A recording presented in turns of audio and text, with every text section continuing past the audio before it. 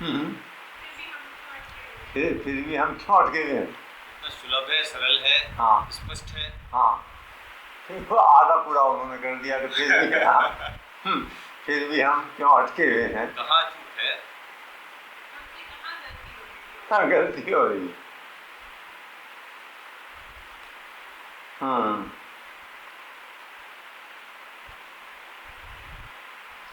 देखो ऐसा है, ये जो मनुष्य का अंदर का विकास है, इसके कुछ चरण हैं, स्टेजेस हैं।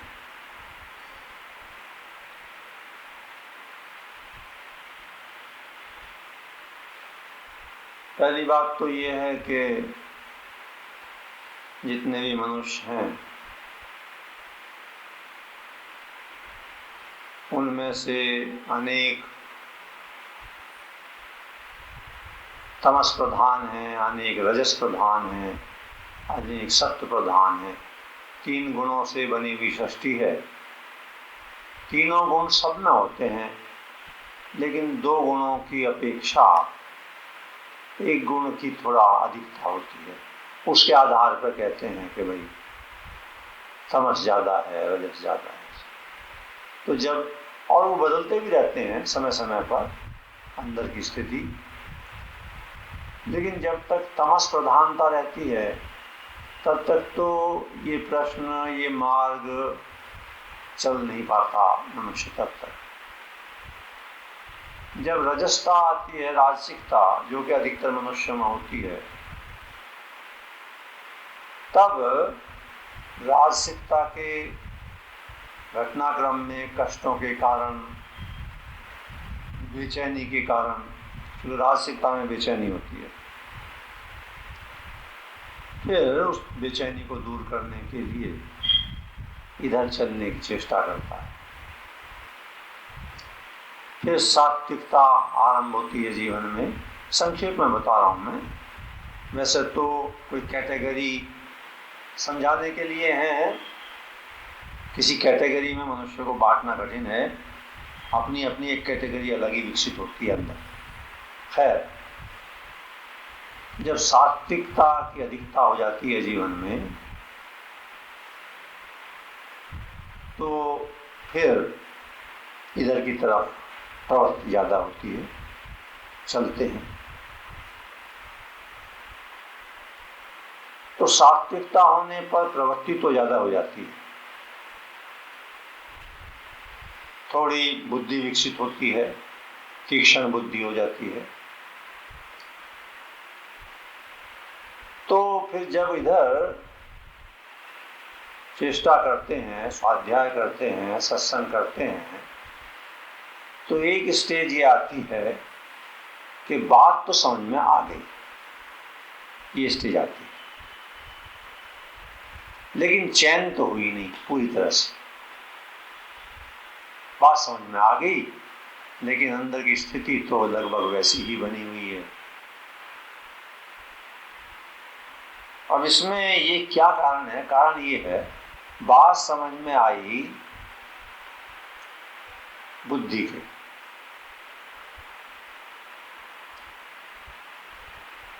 बुद्धि से समझ में आना और वैसा वास्तविक हो जाना, इनमें अंतर होता है। ये दोनों अलग अलग बात है। जो बात समझ में आ गई वैसा वास्तव में हो जाना,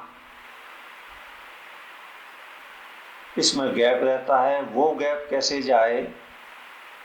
वो गैप साधना से जाता है, धीरे धीरे। समझ में आने के बाद जब वैसा बनने की कोई चेष्टा करता है, उसे कहते हैं साधक। उससे पहले जिज्ञासु।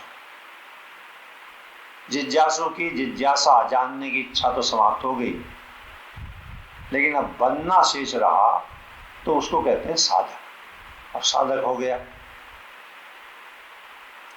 साधना करने के लिए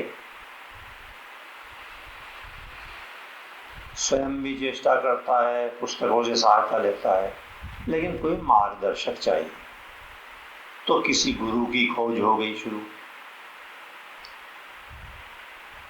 भगवान के विधान में समय पर जब पूरी इच्छा होती है, पूरी लगन होती है किसी गुरु की खोज की, तो गुरु भी मिल जाते हैं। वास्तविक गुरु तो सबके भगवान ही है। वही भगवान करुणा करके ऐसे व्यक्ति की उस आवश्यकता की पूर्ति के लिए मानव रूप में कहीं ना कहीं भेंट करा देंगे, संपर्क आ जाएगा। फिर गुरु मिलने के बाद भी गुरु के प्रति श्रद्धा पूरी तरह होने में समय लगता है, समर्पण होने में बहुत समय लगता है। कई बार मन कह देगा कि हाँ ये तो ठीक है, लेकिन स्वयं की अनेक बातें होती हैं, उस पैमाने से गुरु को जांचता रहता है मन बुद्धि। उस पैमाने में वो गुरु नहीं खड़े उतरे तो कोई गड़बड़ी दिखती है उनमें। ये प्रोसेस चलता रहता है। जब तक समर्पण नहीं घटता, श्रद्धा पूरी नहीं होती, तब तक गुरु की बताई हुई बात भी पूरी उतरती नहीं।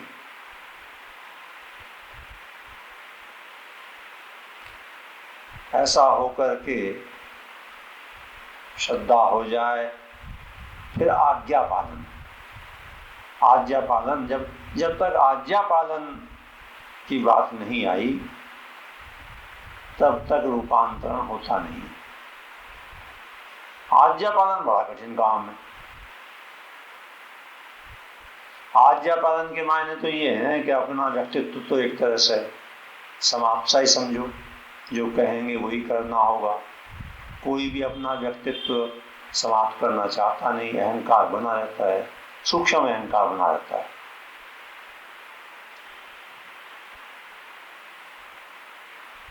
सूक्ष्म अहंकार के बड़े रूप हैं, अनेक अनेक रूप हैं, भिन्न भिन्न रूपों में आता है।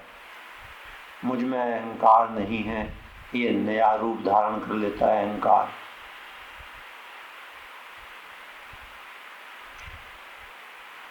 बुद्धि गुरु को जांचती भी रहती है।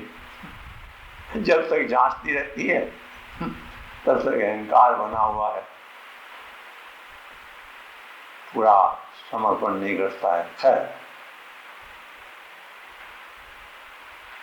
एक स्टेज ऐसी आती है जिसमें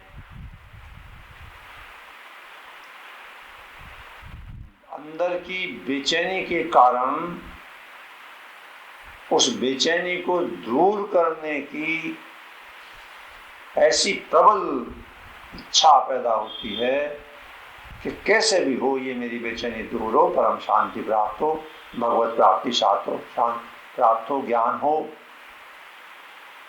वो लालसा जब तक नहीं आती अंदर, तब तक ये अड़चन समाप्त नहीं होती अंदर वाली। फिर वो लालसा कैसे आए, इस सब में बाधा क्या है? सबसे बड़ी है बाधा जड़ जगत अर्थात संसार के पदार्थ और भोगों की और क्रियाओं की आसक्ति। जन्म जन्मांतरों के संस्कार पड़े होते हैं अंदर। संसार का महत्व, पैसे का महत्व,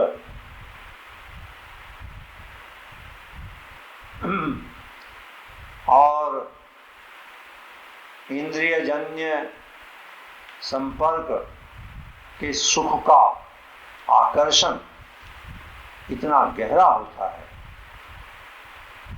कि वो जाता नहीं, और जितना वो है उतने ही हम अपने लक्ष्य से दूर हैं। और एकमात्र विचार से वो जाता नहीं।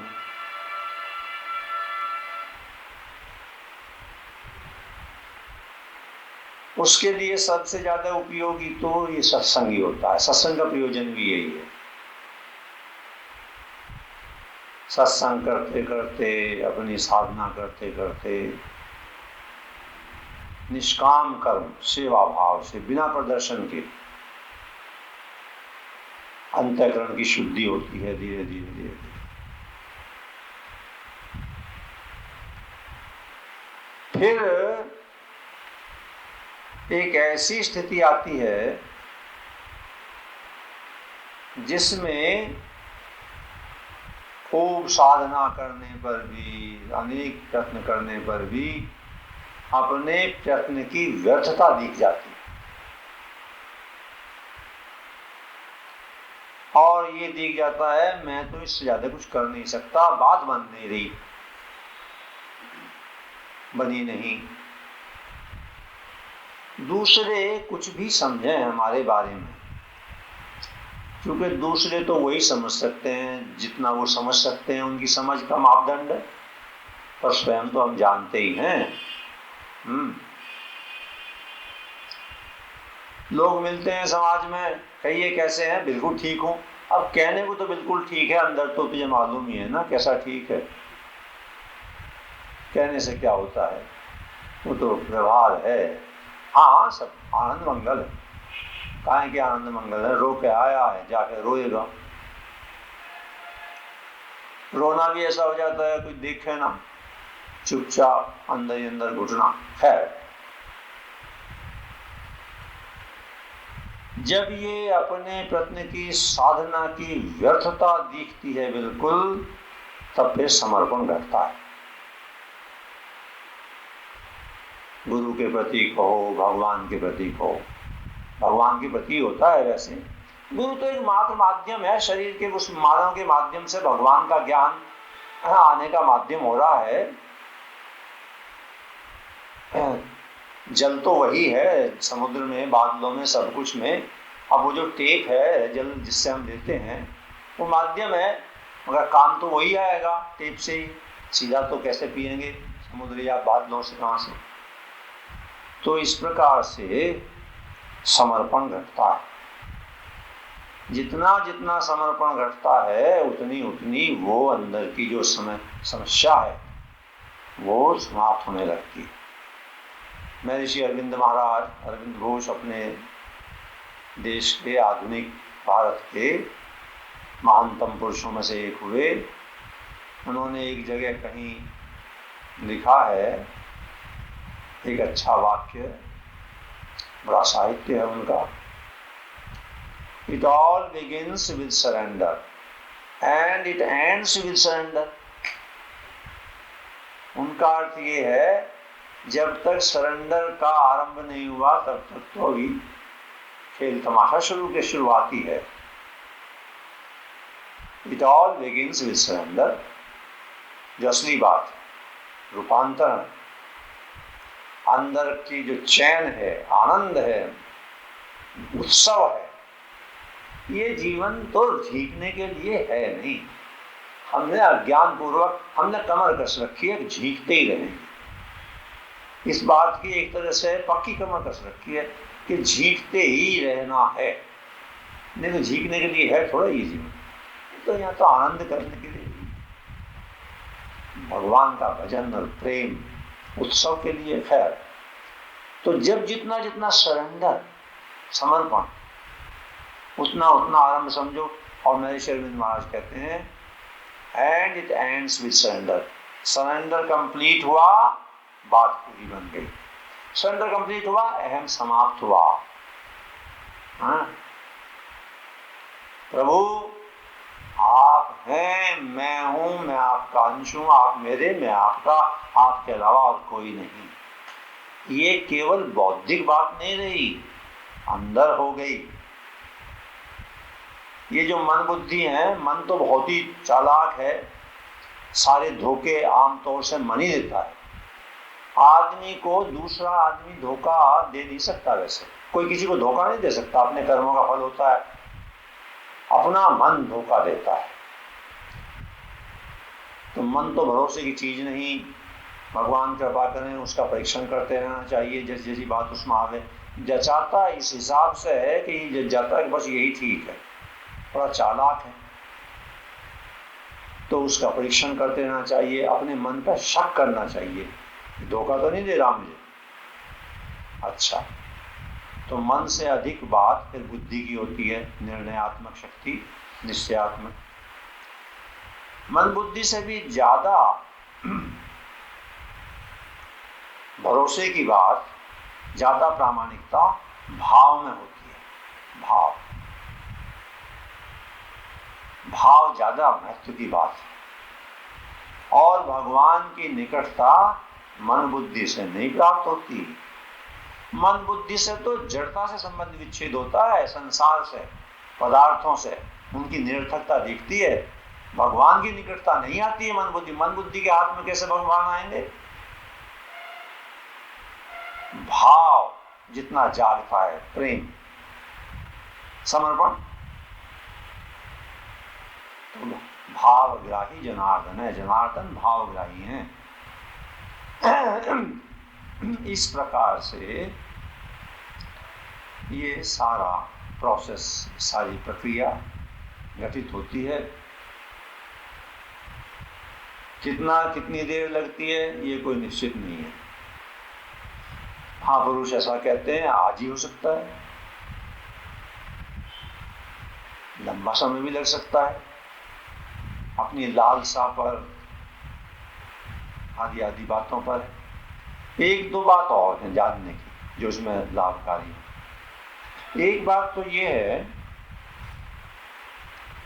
कि देखो, जिसका भी जन्म हुआ है वो जन्म से लेकर और मृत्यु के समय तक जो सांसारिक घटनाक्रम, सांसारिक परिस्थितियां आएंगी, वो पहले से ही निश्चित रूप से अपने साथ लेकर आया है।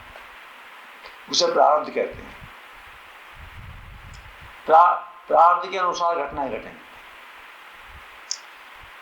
तो परिस्थिति जो आएगी वो तो आएगी, वैसी आने की आएगी, नहीं बचेगी। लेकिन एक बड़े भगवान की कृपा का विस्तार है, लीला है।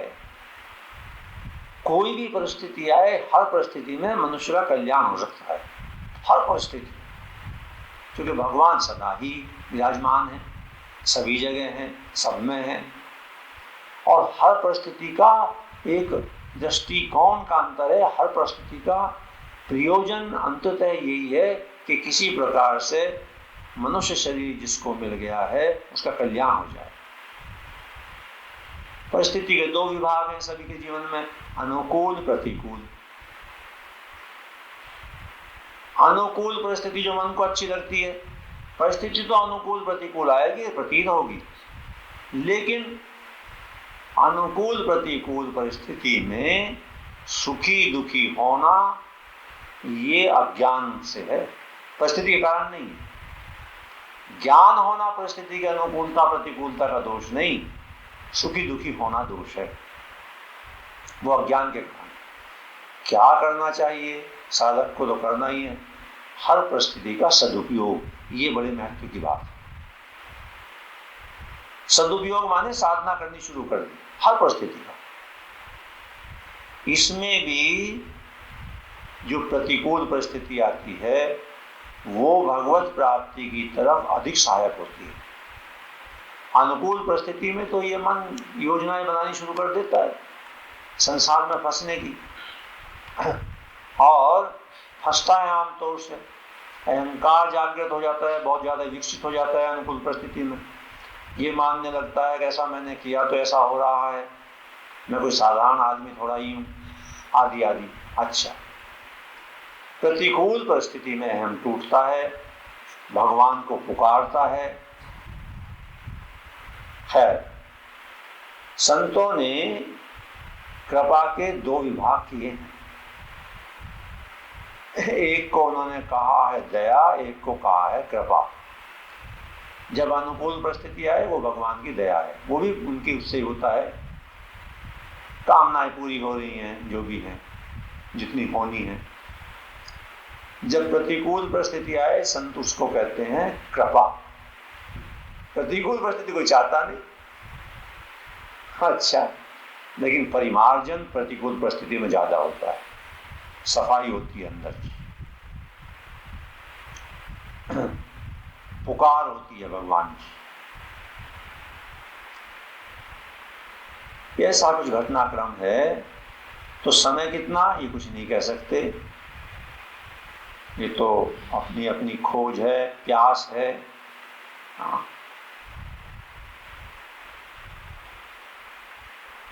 होता अवश्य है, चलते चलते वो समय आता अवश्य, जिसमें सारा अंदर का कचरा जल जाएगा, जल जाता है। गहराई में जाकर संत कहते हैं कचरा तुम्हारे स्वरूप में है ही नहीं, तुम में स्वयं में थोड़ा ही है, अंतःकरण में है। अंतःकरण अलग है, तुम अलग हो।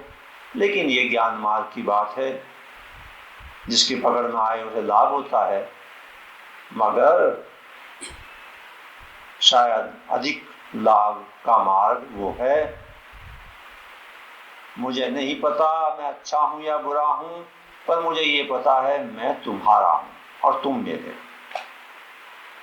मैं तुम्हारे चरणों में हूं, मुझे तुम्हारा प्रेम चाहिए, मुझ पर कृपा जैसी भी करो वो करो, मैं चरणों में हूं। समर्पण, भक्ति, प्रेम। तो इस थोड़ी सी बात जो मैंने बताई, इसमें अपनी अपनी स्थिति तो भिन्न है, सबकी अलग अलग, जैसी जैसी है।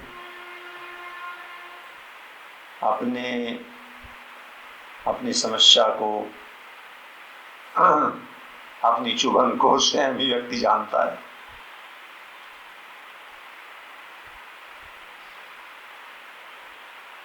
जीवन में हर बात का प्रयोजन है, लेकिन वो प्रयोजन समाप्त होकर के वही बात फिर समाप्त होनी चाहिए, ये भी प्रयोजन है। उदाहरण के रूप से अंतिम बाधा एक प्रकार से महापुरुष कहते हैं अहंकार है, अपने को कुछ विशेष समझना। मूल रूप से अहंकार क्या है? अहंकार के दो रूप हैं। एक को संत कहते हैं धातु रूप अहंकार, होनापन, ये तो रहेगा सदा हूं। एक दूसरी बात है अभिमान, छिपा रहता है अंदर, मैं ऐसा हूं वैसा हूं, अनेक प्रकार का अपना आइडेंटिफिकेशन जड़ता के साथ, शरीर के साथ। अच्छा, जितना ये है उतनी ही बाधा है। लेकिन एक समय तक अहंकार का प्रयोजन भी है। महापुरुषों ने बड़ा सब खोल कर रखा है, खैर सबकी वो अप्रोच वहां तक नहीं होती है। महर्षि अरविंद महाराज की डिवाइन लाइफ पुस्तक कठिन है, उसको समझना भी कठिन है, उनकी भाषा भी कठिन है। सब दिया हुआ है उसमें, अहंकार की उत्पत्ति, विकास आदि ये सब बातें, फिर विसर्जन कैसे। खैर इन सब बातों में जाने की जरूरत है नहीं। वैसे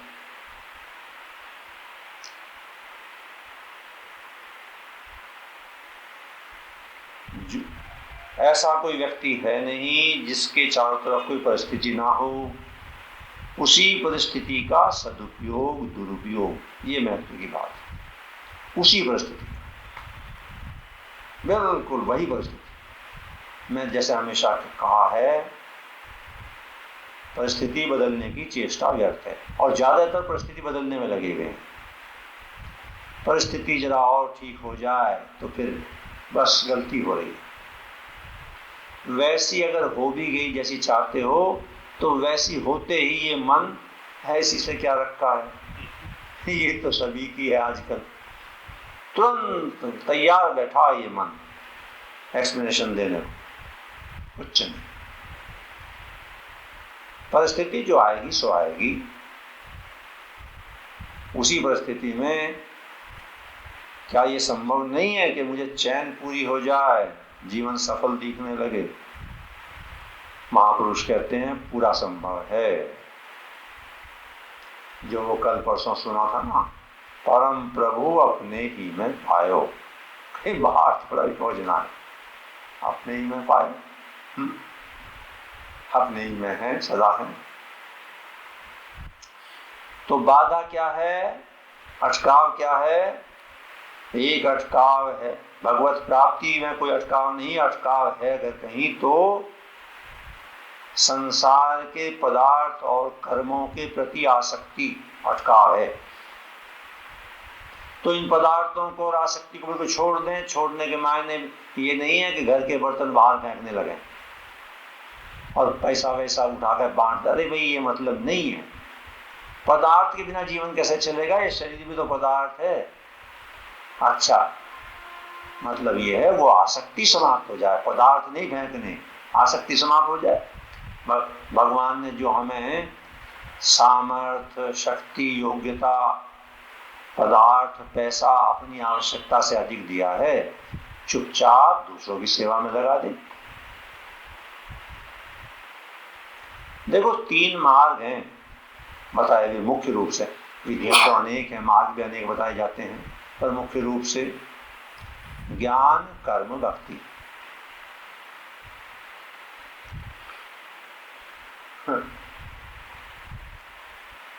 देखो ऐसी भगवान की लीला ही समझो संसार में। सारे संसार में अपने देश जितना अध्यात्म तो कहीं है नहीं, प्रचार सारा आयोजन, लाख लाख 50-50 हजार आदमी सामने तल रहे हैं, हर जगह बैठे हैं। खैर ठीक है, ज्यादातर बात काहे की होती रहती है? ज्ञान की। और ज्ञान की बात करते हुए भी, सुनते हुए भी बड़ा अच्छा लगे, और सुनते हुए तो कई दफा ये लगे ओहो आज तो बात समझ में आ ही गई, बस ये कसर रह रही थी, घर जाकर फिर वैसे के वैसे ज्ञानाभाव। जो कहते हैं ना, किसी को ये हो जाता है मुझे ज्ञान हो गया, ये भी भ्रम होता है। ज्ञान होने के बाद कोई ये तो नहीं कहता है मुझे ज्ञान हो गया, अपनी मस्ती में चुप हो जाता है, शांत हो जाता है। क्या ये भी तो पता चल जाता है क्या हो गया, कौन सी खास बात होगी, ज्ञान तो सदा से है ही, था ही। खैर, तो बात आई तो मैं कह देता हूँ अपनी, मेरा विचार। जो ये कहता है मुझे ज्ञान हो गया, वो गड़बड़ी है। जो पूरी तरह स्वस्थ आदमी, मैं एक उदाहरण दिया करता हूँ, जो पूरी तरह स्वस्थ आदमी होता है वो कभी कहता है कि मैं स्वस्थ हूँ। अगर हम स्वस्थ हैं तो कभी कहते हैं मैं स्वस्थ हूँ। जो आदमी कहता है ना मैं स्वस्थ हूँ, इसके मायने कुछ गड़बड़ बाकी है। अच्छा, है ज्ञानाभास, ज्ञान का ऐसा भ्रम हो जाता है। लेकिन मेरा प्रयोजन यहाँ ज्ञान की बात कहने से ये है, जब तक वैराग्य नहीं होगा तब तक काहे का ज्ञान है। और वैराग्य ज्ञान की बात करने वालों को भी हुआ है कि नहीं हुआ है, ये वो जाने, भगवान जाने। सुनने में तो यही आता है, पैसा वैसा बहुत लेते हैं प्रवचन के। अब उसके बाद तर्क का कोई अंत नहीं है, तर्क हर बात का है, वो तो उसका भी उत्तर दे देंगे। वो कहते लेते तो है, सत्कार्यों में जाता है, हमारा क्या लेना देना। ठीक है भाई, ऐसा ही होगा, चलो जो भी है। तो ज्ञान मार्ग का, ज्ञान के माध्यम से तो भाई कभी कभी कोई व्यक्ति महापुरुष प्रकट होते हैं, कोई ऋषभदेव हो जाए, कभी कोई सुखदेव हो जाए, होते हैं संस्कृति में हमारी ऐसे ज्ञानी महापुरुष। लेकिन वो तो बहुत कम होते हैं। ऐसे कहाँ होते हैं? अपने देश में करीब करीब हर तीसरा चौथा आदमी ब्रह्म ज्ञान की बात करता है। अच्छा है, तो ज्ञान मार्ग की बात इतनी आसान नहीं होती है। ऐसे भक्ति के विषय में यही कहा जाता है कि भक्ति तो भगवान ही देते हैं। भगवान के बताए हुए मार्ग पर जितना चलेंगे उनका भाव भी पैदा होगा आदमी।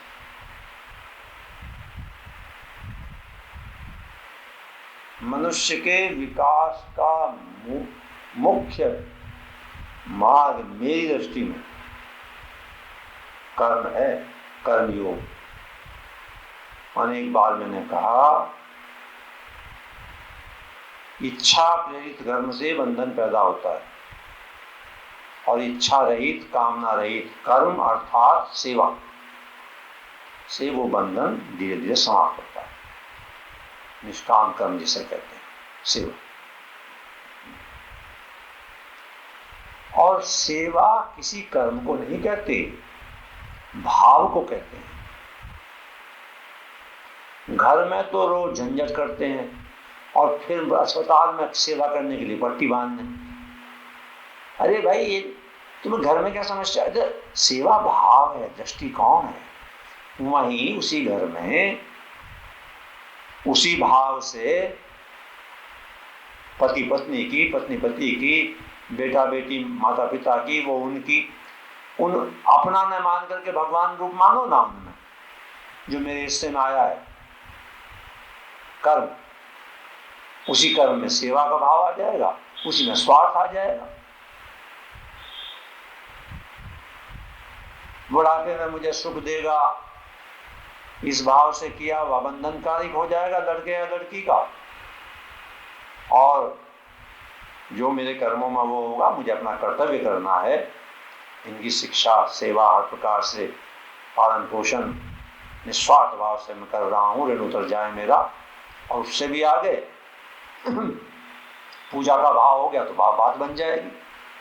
कर्म के 4 चरण हैं और यही मार्ग है असली। और गीता इसी को कह रही है मुख्य रूप से। गीता में तो सब कुछ है, सारे मार्ग हैं। ज्ञान का भी कोई विवेचन है, भक्ति तो है ही। भक्ति में पराकाष्ठा है, समापन है एक प्रकार से, लेकिन जोर जितना कर्म पर दिया है, क्योंकि उसके बिना किए वो स्थिति आएगी नहीं। तो कर्म के 4 चरण हैं। सबसे पहला चरण मैं बताता हूँ, उसको लोग बताते भी आजकल, मैं तो सुनता नहीं हूँ, बहुत कम, कभी कभी तो संत लोग कहते हैं। पहला ही चरण पूरा नहीं करते। पहला चरण है निषिद्ध कर्म न किया जाए, कोई भी निषिद्ध कर्म, जो इलीगल इमोरल गलत काम है बिल्कुल न किया जाए। आज के जमाने में उसके बिना कैसे काम चलेगा? नहीं चलेगा तो चला ही रहे हो, चलाते रहो, ऐसे ही मरना पड़ेगा गड़बड़ करते। आपके भी दुख होगा आगे भी, कौन कोई जबरदस्ती तो है नहीं, चलाते रहो भाई, तुम्हारी मर्जी। इधर चलना है तो वो छोड़ना पड़ेगा। रोटी कैसे मिलेगी? अरे रोटी का प्रबंध तो जिसने पैदा किया है उसने किया हुआ है। लेकिन जैसा महाराज कहते हैं, महाराज से बहुत प्रश्न कर रखे हैं इसमें। महाराज से पूछा, महाराज ऐसे तो फिर भूखे मर जाएंगे। महाराज ने कहा कि मरेगा तो पेट भर के भी। मरने से तो बच नहीं सकता, पेट भरेगा भी मरेगा। इसलिए सन्मार्ग पर चलते हुए भूखे मरना अगर पड़ भी जाए, मरेगा नहीं। मरेगा तो टाइम से, अपने विधान से, उसका तो वो तो प्रारब्ध का हिस्सा है, तब मरेगा। लेकिन अरे खूब मर रहे हैं, गलत तरीकों से करोड़ों की संपत्ति इकट्ठा करके, और काहे के लिए करी?